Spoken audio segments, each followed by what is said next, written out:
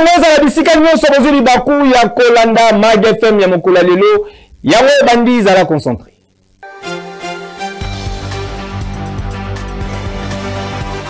Mokonzi mboka Félix Antoine Tshisekedi Tshilombo a président qui lobby l'équipe 35e réunion ya conseil des ministres compte rendu et pesami na porte-parole du gouvernement ministre de la communication et médias Patrick Muyaya. La communication du président de la République a porté sur un seul point principal, à savoir la nécessité d'optimiser les structures existantes pour mieux servir les intérêts des investisseurs et des entrepreneurs. Au regard de la situation actuelle de notre environnement des affaires et dans le contexte particulier marqué par la crise persistante dans l'est de notre pays et ses conséquences socio-économiques, le président de la République tient à la prise de mesures proactives, audacieuses et concertées pour favoriser les développements économiques et en tirer les investissements en République démocratique du Congo.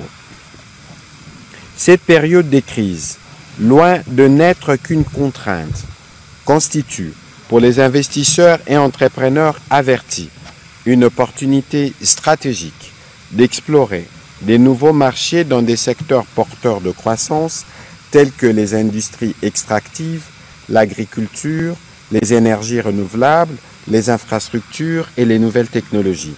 Le président de la République a indiqué qu'il est crucial de tirer profit des ressources naturelles et humaines exceptionnelles en favorisant les développements des entreprises locales et en convainquant davantage d'investisseurs étrangers de s'intéresser aux opportunités d'affaires qu'offre notre pays. Pour cela, il y a lieu d'accélérer la mise en œuvre des réformes ambitieuses visant l'amélioration du climat des affaires, l'instauration de la transparence et la sécurisation des investissements, tout en assurant une harmonisation efficace des différents textes qui encadrent ces domaines. Le président de la République a insisté pour que les parcours de l'investisseur et de l'entrepreneur soient déblayés d'embûches liées notamment à la multiplicité des structures administratives intervenant dans le processus d'investissement, au poids de la bureaucratie et à l'insuffisance des infrastructures de base afin de rendre les secteurs privés plus compétitifs. Dans cette optique, sous la supervision de la Première ministre avec le concours de son cabinet, le vice-premier ministre, ministre du Plan, le ministre d'État, ministre de la Justice et garde-sceaux, les ministres des Finances, les ministres de l'Industrie sont chargés d'engager une réflexion approfondie sur l'opportunité et la réussite d'optimiser nos structures existantes dans l'écosystème économique et administratif afin de mieux servir les intérêts des investisseurs et des entrepreneurs.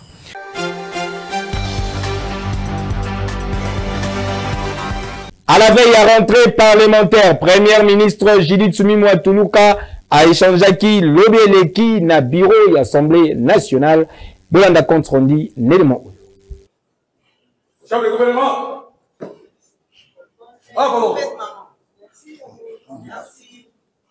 Mais comme on l'avait dit dès le départ, après mon investiture, nous avions convenu avec le bureau que nous aurions des séances régulières de rencontres, d'échanges, pour pouvoir nous mettre d'accord sur la manière de pouvoir faire avancer les affaires de l'État. Nous sommes aujourd'hui dans un contexte de guerre, d'occupation à l'est du pays. Nous allons avoir la rentrée parlementaire à la fin de la semaine. Il était important qu'on puisse faire le point par rapport au contexte actuel, à la situation actuelle, et voir ensemble avec le bureau quels sont un certain nombre de pistes à entrevoir pour pouvoir mieux gérer les choses et qu'ensemble, au niveau de la rentrée parlementaire, nous soyons sur le même diapason. L'Assemblée nationale, évidemment, va continuer à jouer son rôle de contrôle parlementaire, mais les échanges qu'on peut avoir, gouvernement, Assemblée nationale et particulièrement avec le bureau, vont nous permettre de mieux encadrer les échanges futurs que l'on pourra avoir. Mais c'était bien ça le but de nos échanges d'aujourd'hui.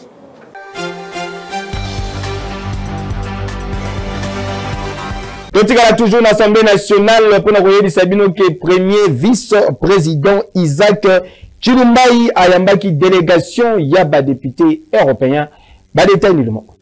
On nous a rejoint. On est ici d'abord parce que, vous savez, quand on est français, on regarde toujours la République démocratique du Congo comme finalement le grand pays qui peut-être dans un siècle assurera l'avenir de la francophonie. On ne sera plus là, mais ça mérite qu'on ait un regard particulier sur vous. Ensuite, on est tous les trois députés européens et tous les trois, on voit que cette Union européenne est à deux vitesses. On applique des principes pour les uns, on ne les applique pas pour les autres.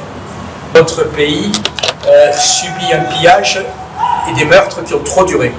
Ça fait presque 30 ans que cette situation existe. Et au Parlement européen, on a reçu le prix Nobel, qui a été aussi prix Sakharov, le docteur Yann Mukwege, qui a été un excellent ambassadeur pour vous. On l'a reçu, on a dit qu'il a raison et on est passé à autre chose. Voilà. Et nous, simplement, ce qu'on veut, c'est que ce pays soit traité comme tout le monde. On a vu que l'Union européenne était capable de réagir très vite quand un pays envahissait un autre. On a vu ce qui s'est passé en Ukraine. On a pris des sanctions en quelques heures. En quelques heures, on a bloqué tout le ciel européen, etc. Et regardez ce qui se passe pour la RDC. Ça fait des mois qu'on demande des sanctions. Dans ma commission, j'avais un peu soulevé, comme on dit en France, un lièvre, qui était ce fameux accord signé le 13 février 2024 sur les minerais rares, où, comme l'a dit votre président, l'Europe se transforme en receleur, puisqu'on achète des minerais volés. Et donc on se bat au Parlement européen d'abord pour que la lumière soit faite sur cet accord et qu'on l'annule, et puis deuxièmement pour qu'il y ait des sanctions qui soient prises contre le Rwanda, qui est le seul moyen de le faire plier, de lui montrer qu'il ne peut pas continuer. En conclusion, je dirais qu'aujourd'hui, qu'est-ce qu'on voit? On voit qu'au Parlement européen, suite à l'action que notre groupe avait lancée, nous avons obtenu un succès, puisque finalement tous les groupes ont fait ensemble une résolution. Et tout le monde l'a voté, et c'est parfait, qu'on soit d'extrême gauche, qu'on soit de droite, qu'on soit écologiste, tout le monde l'a voté pour dire qu'il faut des sanctions contre le Rwanda. Sauf que ça s'est arrêté là, pour le moment. Et alors que les États-Unis ont pris des sanctions, que l'Allemagne a pris des sanctions, que la Grande-Bretagne a pris des sanctions, eh bien l'Union européenne n'a toujours pas pris des sanctions. Et la France non plus d'ailleurs. Voilà, et donc ce que nous demandons, c'est que justice pour la République démocratique du Congo, elle mérite la même attention que d'autres pays qui ne sont pas sur notre continent européen. C'est un bonjour pour eux, c'est des amis du Congo, dont les noms sont désormais familiers à notre population parce que ils se sont mis dans notre peau. Nous sommes contents de les recevoir aujourd'hui et on a cette occasion qu'ils rencontrent aussi le chef de l'État. Nous sommes là à une heure où le monde entier prend conscience de ce qui se passe ici au Congo, qui est une injustice assez inadmissible. Ils ont été premiers non-congolais à le souligner. Pour cela, nous restons extrêmement attachés à leur vigilance et nous pensons que ils ne vont pas cesser d'alerter, de secouer les consciences, les mises à fermer pour que cette résolution qui a été adoptée au Conseil de sécurité des Nations Unies soit absolument exécutée et que les résolutions adoptées par le Parlement européen soient aussi respectées, que l'Europe emboîte, comme il l'a souligné tantôt, les pas du Canada, du Royaume-Uni, des États-Unis d'Amérique et de bien d'autres pays qui se sont mobilisés à barrer la route à l'agresseur Paul Kagame et à ce cycle de versement de sang inutile des Congolais. Nous sommes un pays ouvert, un pays régional à cette vocation. Nous sommes un pays ouvert à toutes les tendances. Nous ne sommes pas exclusivistes ici. Nous avons besoin de tous les partenaires du Congo, que ce soit en affaires, que ce soit en investissement et dans d'autres secteurs. Et l'Europe, elle est essentiellement concernée par cela parce que nous avons des liens très affermis, des liens qui durent et que nous tenons à tout prix à consolider. Donc, cette relation que nous avons tissée avec les représentants du peuple européen qui sont ici devant vous, nous allons devoir la poursuivre pour d'autres intérêts en dehors de cette crise qui devra absolument prendre fin parce qu'aujourd'hui, c'est le monde entier qui en prend conscience.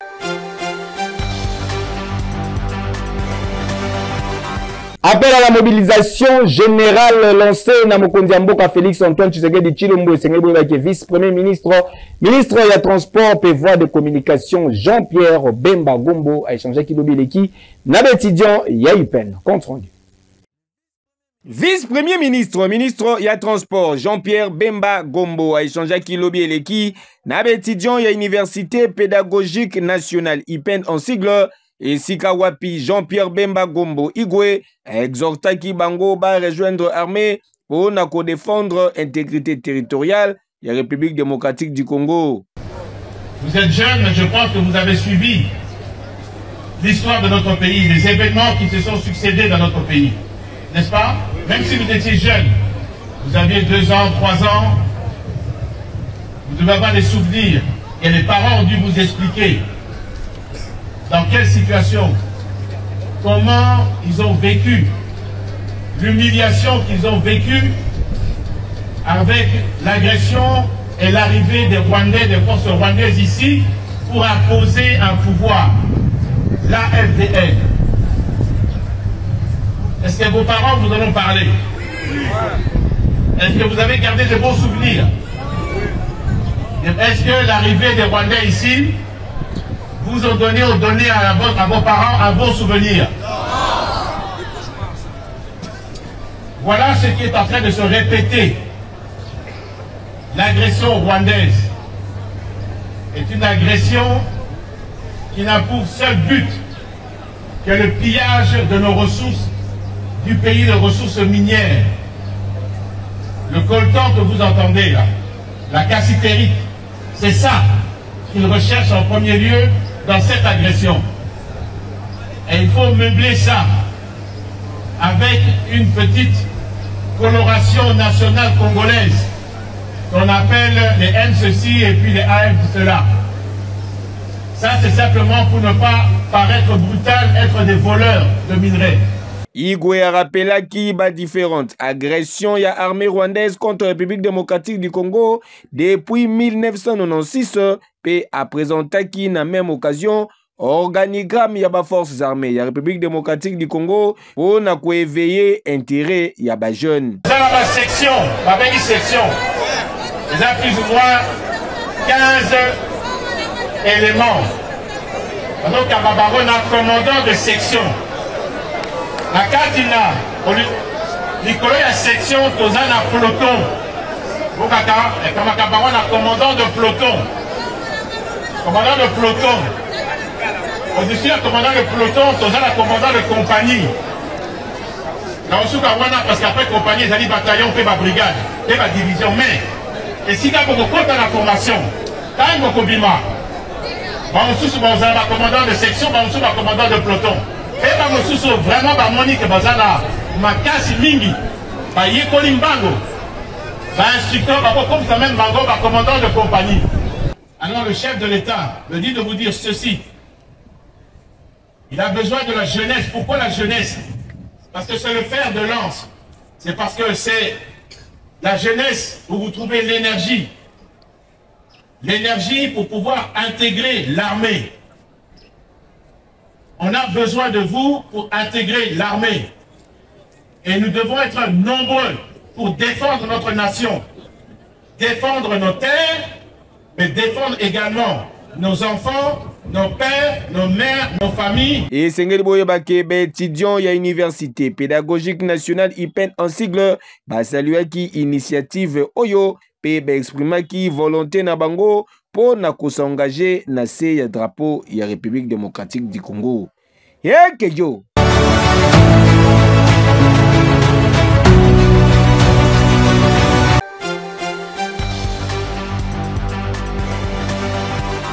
IFEST zali service Oyo Afriland Fest Bank CDAPC na ba client na ye zali possible au gérer compte na yo na chombo ba détail élément.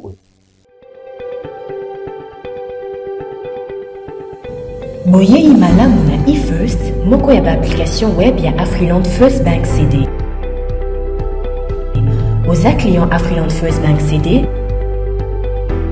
ozali na telefone ya modèle smartphone, tablette, to pe lisusu ordinateur, yaka na lombango na moko ya baagence ya Afriland First Bank oyo ezwami pene na yo. Okozwa bongo na nzela ya message, lien oyo ezali na mot de passe na yo po okota bongo na kati ya application web na yo.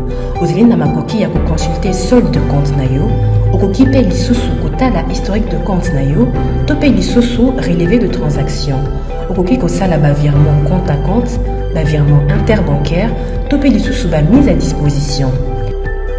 Et soki wana te, ozali pe na makoki ya koyeba état ya ba engagement na yo, to pe lisusu état ya crédit na yo, ya kosala demande ya chéquier na yo, pe makambo ebele.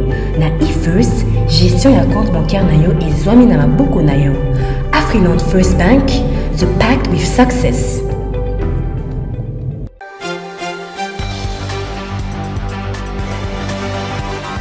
Mwana mboka Ziko Mukanga apesi opportunité na Congolais nyonso akoma kolo lupango na mbongo mukie. Commentaire. Et ça lui a plaisir, papa. Pour la ébique, en tout cas, la commune le pan vraiment. Président Ziko Mukanga Makela Lumumba, le Congolais, il a accompagné au mieux vision, il y a chef de l'État Félix Tshisekedi Tshilombo. Noko, abegisi yo Kinois, yo Congolais, na bureau national ya NIPTMC, pona koko makolo lopango, na $1,500 ya pamba. Ozwi lopango na yo ya 20 sur 20, na quartier Mukanga 1 na commune ya Nsele, to na quartier Mukanga 2 na Menkau na commune ya Maluku, grâce ya opération Komakolo Lopango. Sur place, okokuta badebo ya ciment, badebo ya babar de fer, badebo ya mabaya, ezala pe ba forage ya minene, ba groupe électrogène, nyonso ezali wana sur place pona kosalisa bino botonga bandako na bino noki na facilité. Tala paysage oyo kitoko oyo okozwa yango kaka na quartier Mukanga 2 lokola na Ottawa kuna na Canada. Ebongo opération comme patron, moto ya deux pneus na $1,300 ya pamba, avance ezali ya $400 ya pamba, moto ya 3 pneus $4,500 ya pamba, avance ya $2,000, le reste futa yengo malembe na délai ya 4 mois mobimba. Okoki pe kosoba bus Mercedes Force ya mokwake na $30,000 ya pamba, avance ezali nango ya $10,000 ya pamba, le reste okofuta malembe pendant 10 mois mobimba. Nyonso oyo ezali grâce ya Ziko Mukanga Makila ya Lumumba Kolo Congo. Noko pona ko améliorer social ya population congolaise, Ziko Mukanga asaleli bino 300 hectares ya bilanga, pe maziba ebele ya bambisi oyo kosala ke lobby congolais aliangolo siko na facilité. Tala adresse ici yebana avenue Victoire numéro 42, deuxième niveau ya galerie Efra na quartier Kauka na commune ya Kalamu, Oza Mobimba. Référence Are Mabaya okobunga te, ozwi lopango na yo, ozwi moto na yo, okomi patron.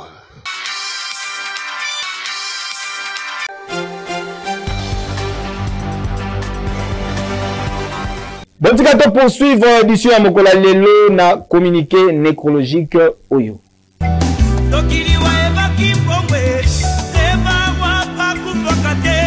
Ba famille Isaso, Bokinda, Yengaende, Pemuya, bazali na mawa ya koyebisa na bandeko baninga pe bayeba na bango sango ya liwa, ya grande-mère, mère, grande sœur, tante na bango na kombo ya Isaso Beni Marie-Jeanne Ouakufaki depuis mokolo ya mardi 4 mars ileki.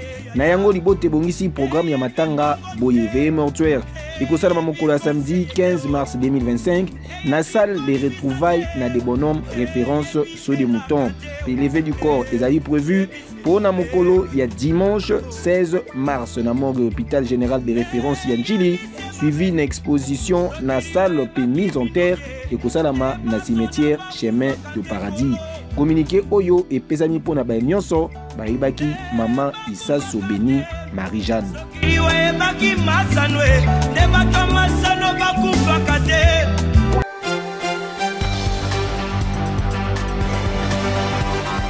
Soko komi na 7e rue na place commerciale na commune ya Limete komona ba artiste oyo basalaka sculpture basalaka ba œuvre ya ndenge na ndenge bazalaka na ba difficulté pe belé fiston pe bazalaki kuna po na compte ya Magafe.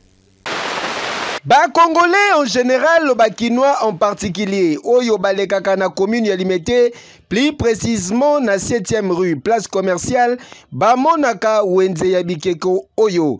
Tikana yebisa bino ke awa rezali ko beta manandenge ya danger awa bozana idete. Bapa ya bayaka ebele ko somba pe ko savourer loboko ya sculpture ya Congo ndenge bino moko bozali komona kaka boye. Awa biloko ya ndenge na ndenge ezali pe ezali kosalama sur place ata ya commande selon goût na yo bakobetela yo yango dada avec impact pe idéologie. Équipe ya magazine na bino epusanaki pene na bango pe basololaki kati na mulai esika wapi batalisaki ba problème na bango. Mais biso c'est passé danger parce que Moussa tout ça matona maboko. Rosa mutu aye na commande pour celle tam sur na 2 jours moko et leur une semaine. En temps mutu sou pa ye oko tsambongo wana. Mais moi est-ce que ozo bembongo mutu anso ya tepo maboko yande mona machine te. Machine ko sa lelo aussi pe na po. Donc difficulté no ya liboso ya ngona. Ya mi balé pe susu. En tout cas, avant de peser mati.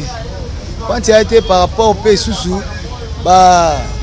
période bazoya awa, namboka na biso bazo déclarer chaque fois que donc in aéroport babiloko mususu ba ok na ngo ezotika la badouane ezoleka cher de loko wana ezoboma biso surtout ba artiste skater ezoboma biso makasi donc difficulté mais sous au moins ça plus yango wana mo na yebisu ezokotsa ma donc tout makasi ako vivre na biso taka tolo futa bana kelasi ndaku ozomona donc parce que luka mwana et comme mususu ayebo façon makaba brasseler babilo moi mikie mais tant sur ça que le monde peut que le on te $500 mutaye pe ba sombi on akeno makene aéroport éthique mutwana satasoka ya resomba susute donc difficulté en main ngwana la misère za mabete za bien mais siko tozai belé bo biso c'est to kika na misère tozai belé biso neti biso to ngane ti azanga bina benga za mundato du jour misère za du jour te misère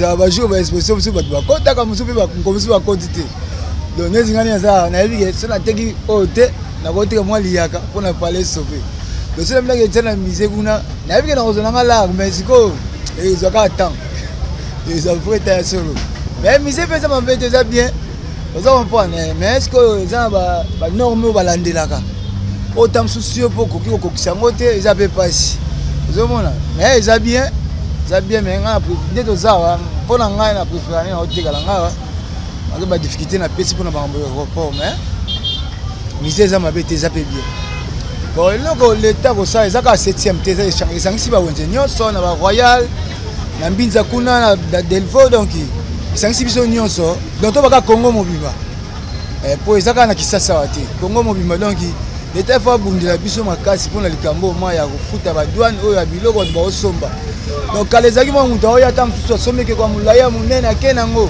facilement lelo ko mutakebwe asombi msu 10 pièces 4 pièces que 6 pièces tikali donc ba biloko wana pe quelque part comme quoi encaisser biso par rapport au vivre na so poto vivre akana awa ça on a un logo sur na évité donc là on a 5 ans là va continuer biso autozo zela ya sika en tout cas pas dans le choper du cambo vraiment ouais en tout cas merci comme on a ngai fiston ngoimatala na mwana yolo no ba bien nga mingi za munda pona musala ya artiste on a beti CTK que l'état vraiment alandela biso pona likambo ma ya ba douane o ba futa surtout pona biso ba streeter ndenge et comme da sombe frené na kati aéroport pour nini par rapport au montant bazo senga il a calculé sombe loko $500 yo sengi $700 parce que tala da ils ont pesé donc yango difficulté yango yango na sengi na l'état en tout cas alandela biso likambo wana bon musala oyo eza musala na biso to bandi on peut moi kala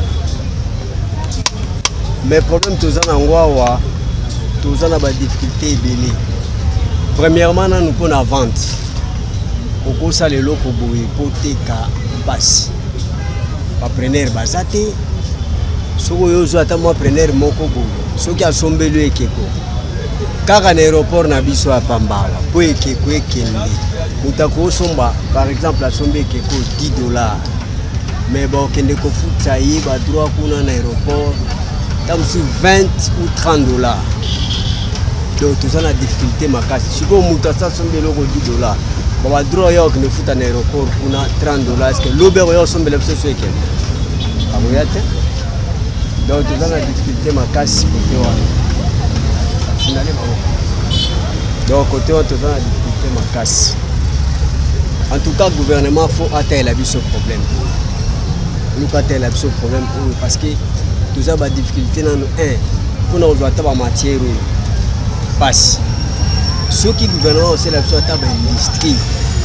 qui permettre biso ba matériel tout ça nango peut permettre biso ninga ko travailler et vous allez bien ba matériel surtout ça va mais talane na le travail na makulu na za ba ndi ba équipement bien té mais na yebi musala l'état zo qui peut bisoter tout souffrir na niveau moko au sakana mais si ko nani a ko soutenir biso yango to senga na gouvernement à soutenir biso ils en avaient équipement ya pamba pour tout me ko se retrouver nous bon loko la police azalia wa de la police ataille la biso loko tout ça ba moyen ko sala momba de quoi mener les actes donc toujours débrouiller ka wana la police azawana bombi bombi ka biloko bo finiki ya taili bino na tongo bo futi mo ba doa ndenge ezalaka donc tout ça penza na issue à bien na neti biso yo edo senga l'état nde a soutenir biso ko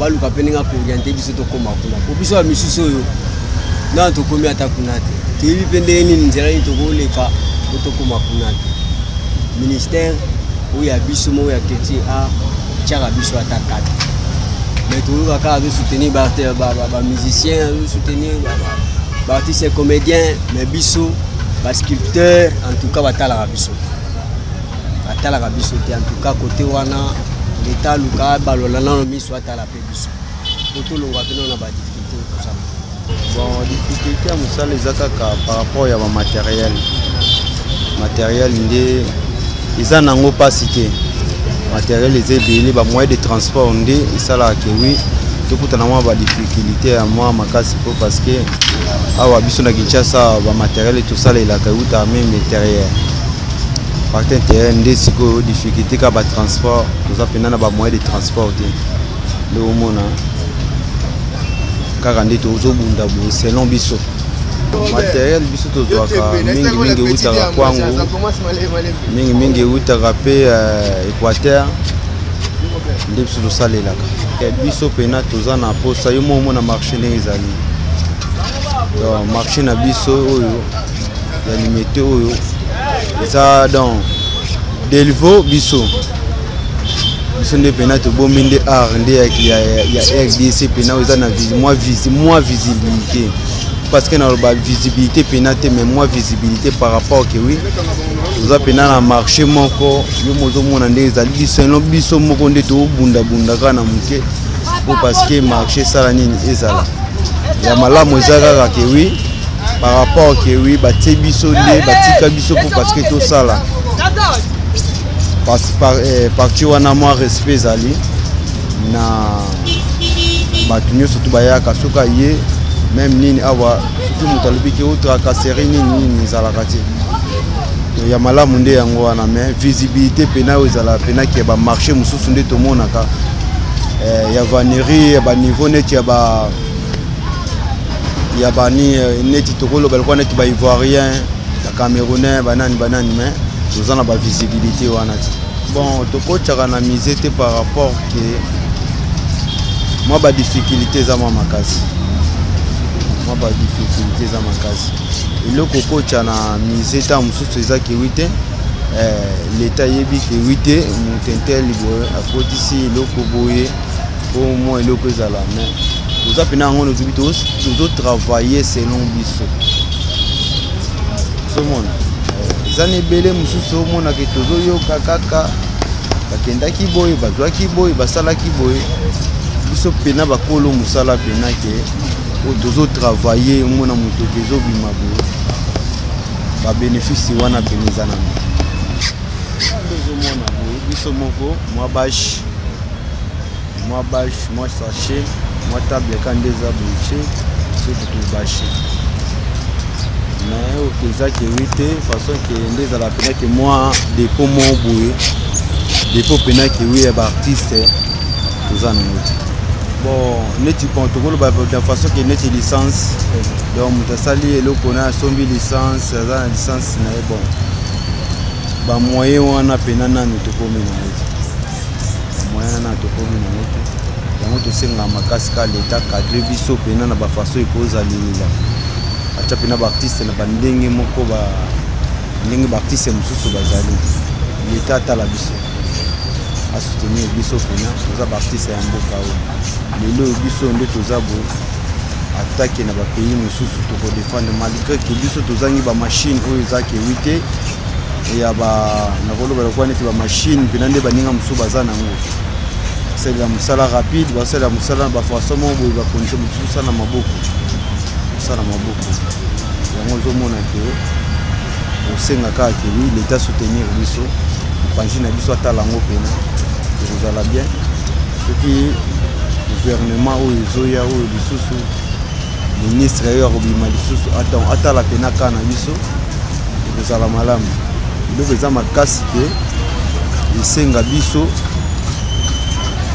bosangani mpe ezala mpo nyonso to ezala malamu babi ke bato misusu basangani bapesa force mosusu oyo ezangaki na bango na yango tozobaka kewi leta talaka na biso basusi na bango ezali nanu ebele kasi ekozala malamu soki bakonzi ya ministère ya culture et art bayoki bapréoccupation na bango ezala même bato ya bonne volonté bahomme d'affaires babayeur de fonds esika ya koinvestir yango oyo mpo na kovalorize culture ya mboka mpo awa des fois te batalent elali awa otie tembe opesi mbongo na yo heke yo.